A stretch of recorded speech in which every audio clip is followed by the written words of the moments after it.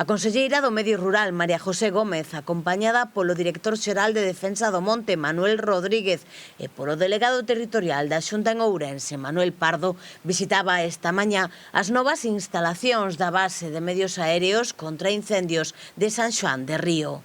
Pois estamos encantados de estar hoxe aquí en San Xoán de Río na inauguración desta nova base, aínda que non é nova de todo, pois prácticamente podemos dicir que a remodelación fixo unha nova infraestructura con base para 4 helicópteros que incluso poden ser máis e unhas instalacións propias do século XXI. Todo isto pois cunha inversión de máis de 1,2 millóns de euros enmarcado dentro do plan de infraestructuras da Consellería de Medio Rural que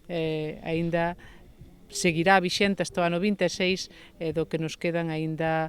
preto de 30 millóns por invertir e moitas obras que están en execución nestes momentos, non? É unha instalación magnífica, propia, como digo, do século XXI, no que os traballadores do Servizo de Incendios pois poden estar máis a gusto, máis confortables e realizar o seu traballo con todas as prestacións, non? Entre outras melloras, habilitáronse 2 espazos diferenciados na base, un para brigadas de prevención e defensa contra incendios e outro específico para pilotos de helicópteros.